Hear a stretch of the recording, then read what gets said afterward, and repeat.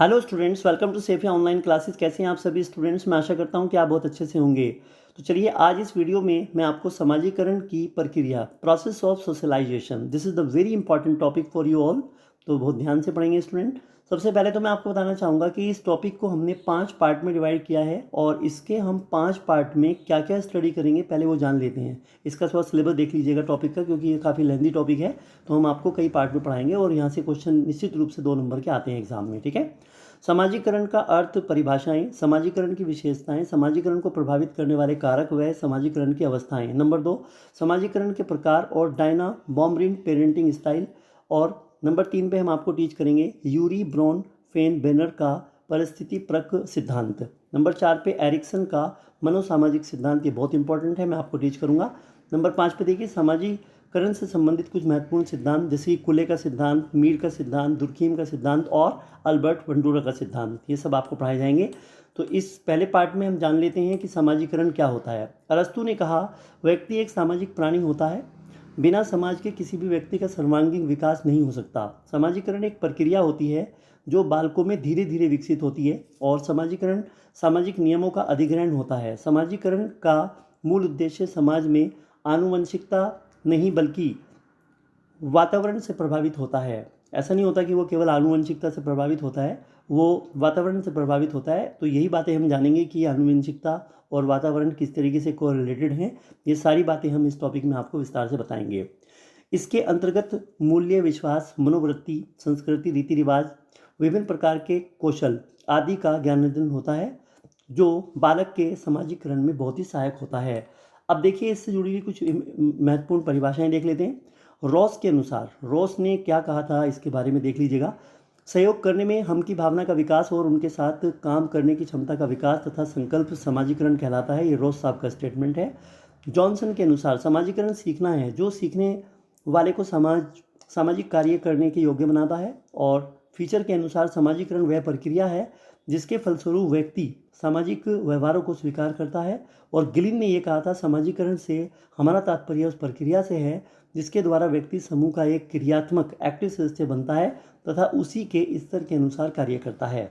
New गार्टन के अनुसार समाजीकरण वह प्रक्रिया है जिसके माध्यम से बालक अपने समाज स्वीकृत ढंगों को सीखते हैं तथा इन ढंगों को अपने व्यक्तित्व का एक अंग बनाते हैं, अपने व्यक्तित्व का अंग बना लेते हैं।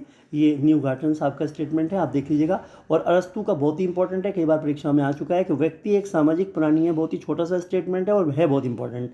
व्यक्ति एक सामाजिक प्राणी है, ये अरस्तु ने कहा था, इसको याद कर लीजिएगा। हर लोग के अनुसार समाजीकरण विकास का अर्थ सामाजिक संबंधों में परिपक्वता प्राप्त करना है, यह हरलोक साहिबा का है। और देख लीजिएगा ये समाजीकरण की विशेषताएं।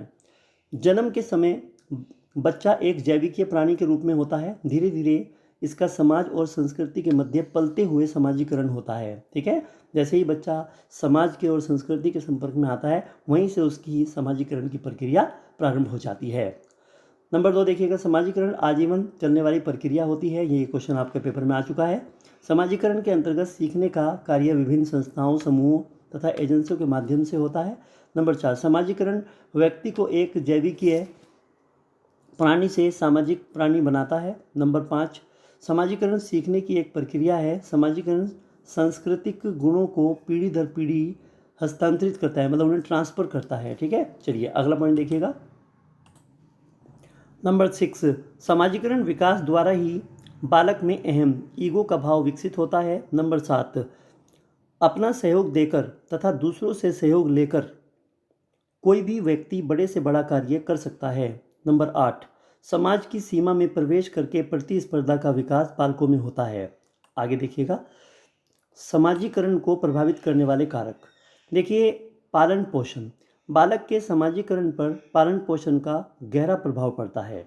जिस प्रकार का वातावरण बालक को प्रारंभिक जीवन में मिलता है तथा जिस प्रकार से माता पिता बालक का पालन पोषण करते हैं, उसी प्रकार का प्रभाव बच्चे के ऊपर पड़ता है। ये तो आपको मालूम है।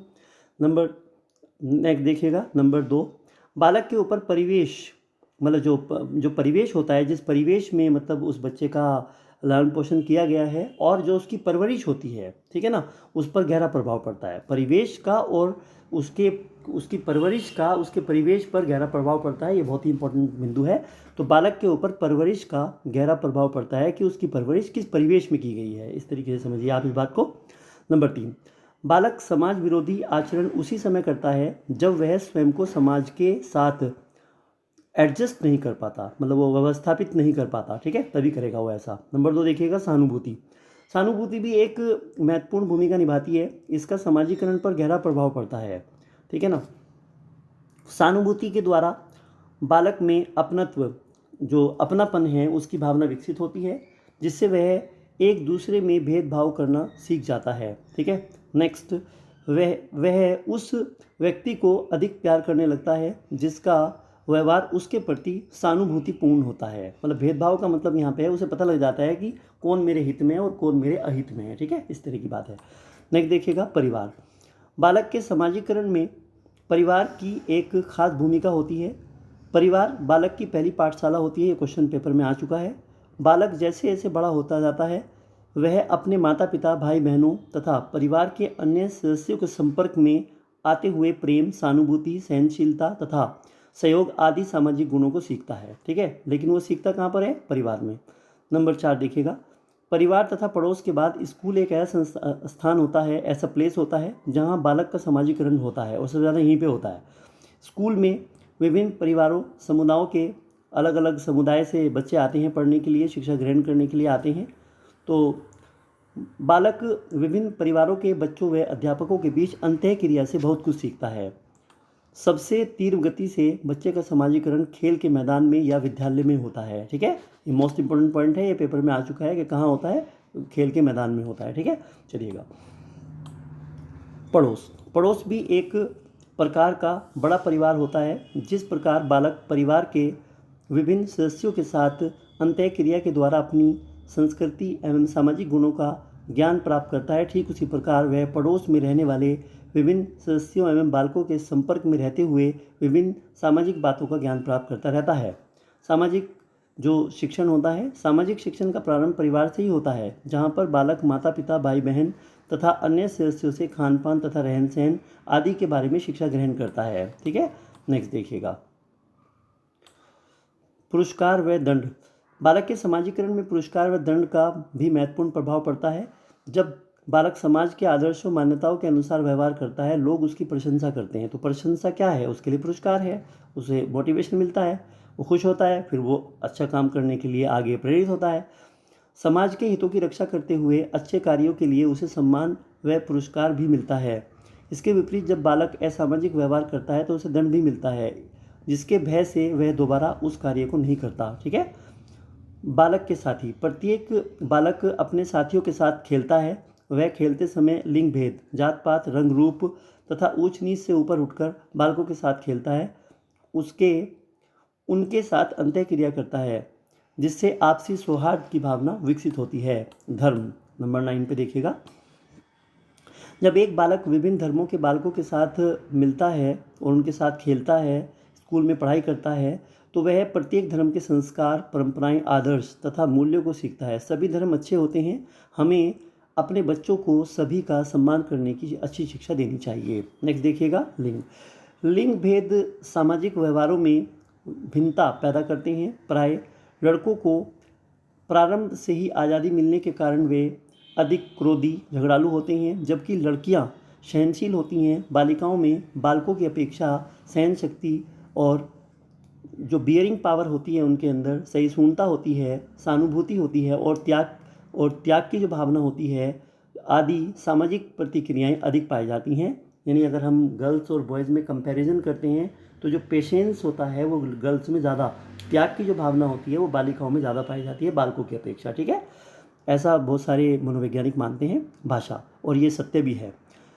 भाषा एक माध्यम है जिसके द्वारा बालक अपनी बातों, विचारों आदि का आदान प्रदान दूसरों से करते हैं। भाषा के उचित प्रयोग से बालक अपना सामाजिक दायरा बढ़ा सकते हैं, क्योंकि कम्युनिकेशन एक बहुत ही बड़ा रोल प्ले करता है, आपको मालूम है जी।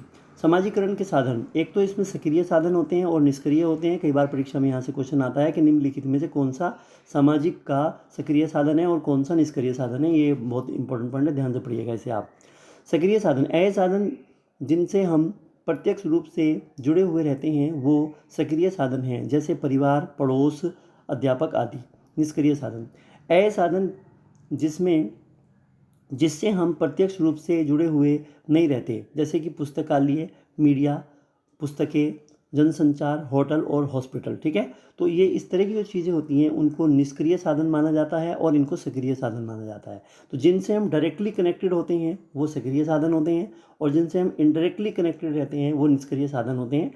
तो आप इस तरह के क्वेश्चंस को अच्छे से कर लीजिएगा, बहुत ही इंपॉर्टेंट पॉइंट है ये। सामाजिकरण की अवस्थाएं। शैशव अवस्था में सामाजिक विकास क्रो एंड क्रो के अनुसार जन्म के समय शिशु न तो सामाजिक होता और न ही असामाजिक होता, लेकिन देर तक इस अवस्था में नहीं रहता। ठीक है, तो हरलॉक के अनुसार शैशव अवस्था में सामाजिक विकास कैसे होता है ये आप देख लीजिएगा पॉइंट। पहले माह में बच्चा मानव और अन्य ध्वनियों में अंतर समझने लगता है। प्रकाश के प्रति प्रतिक्रिया रहता है अपनी, और इधर उधर नेत्र घुमाने लगता है, अपनी आंखों को इधर उधर घुमाने लगता है वो इसी पहले महीने में। ठीक है, दूसरे महीने में देखिएगा, दूसरे माह में बच्चा आवाज़ सुनकर सिर हिलाना मुस्कुराने के साथ स्वागत करना सीख जाता है। नोट: जब बच्चा अपनी माँ को देखकर मुस्कुराना आरंभ कर देता है, यहीं से उसका सामाजिकरण आरंभ हो जाता है। इसे सामाजिकरण की आरंभिक अवस्था कहा जाता है। ये क्वेश्चन पेपर में आ चुका है, मोस्ट इंपोर्टेंट पॉइंट है ये। आगे देखिएगा, नंबर 3, तीसरे माह में अपनी माँ को पहचानने लगता है तथा उससे दूर होने पर दुखी हो जाता है तथा ताली बजाने वाले की आवाज़ सुनकर चुप हो जाता है। चौथे माह में बच्चा चेहरे पहचानने लगता है, बोलने पर हंसता व मुस्कुराता है। पाँचवें माह में बच्चा प्यार व क्रोध की आवाज़ समझने लगता है, हंसने व डांटने में अंतर समझने लगता है। छठे व सातवें माह में बालक उसके संपर्क में आने वाले व्यक्ति के पेन, चश्मा, घड़ी, बाल खींचने लगता है। आठवें व नौवें महीने में बच्चा अपनी परछाई के साथ खेलना, उसे चूमना प्रारंभ कर देता है। दूसरे के हाव भाव का अनुकरण भी करना शुरू कर देता है। 1 वर्ष की अवस्था में वह कुछ बातें समझने लगता है। 24 माह में बच्चा दूसरों के काम में थोड़ा थोड़ा हाथ बटाने का प्रयास करता है। 2 से 3 वर्ष के मध्य सामाजिक विकास तेज़ी से होता है, वह दोस्तों व खिलौने में घुल मिल जाता है। नंबर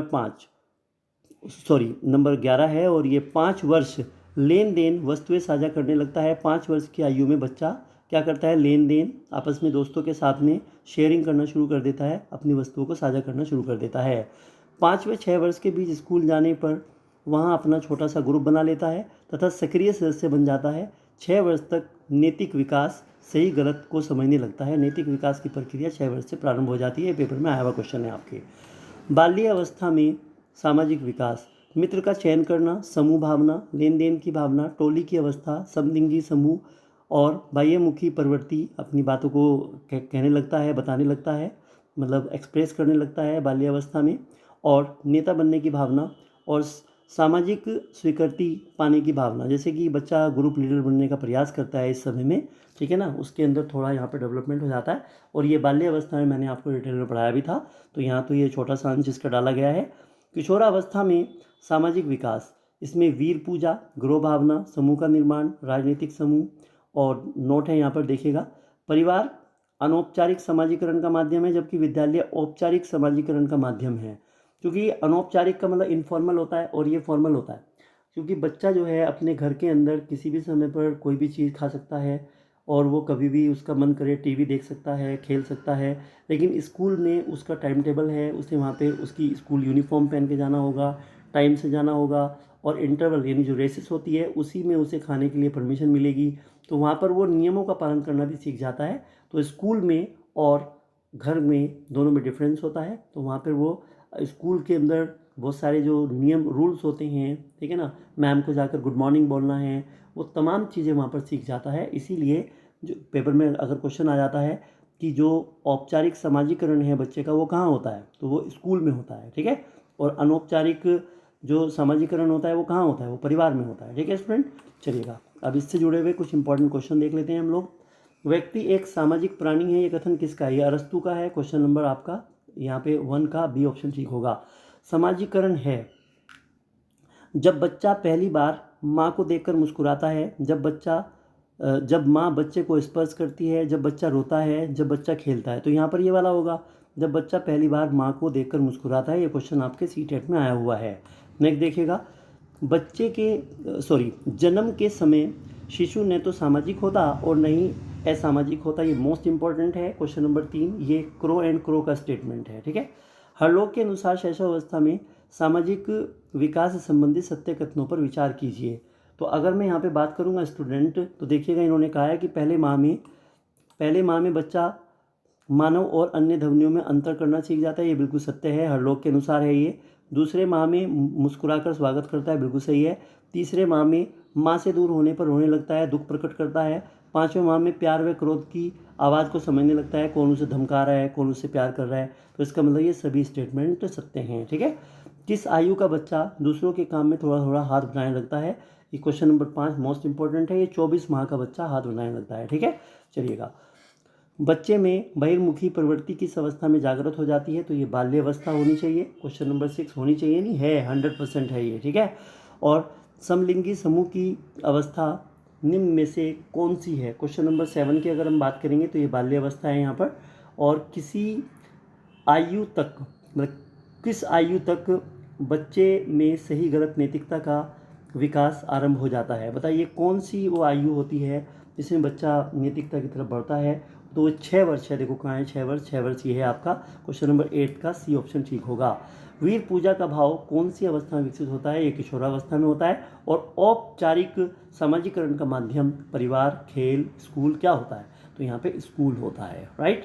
तो स्टूडेंट इस वीडियो में इतना ही। अब हम आपको नेक्स्ट वीडियो में कल आपको इसका सेकंड पार्ट पढ़ाएंगे। Thank you so much, all the best.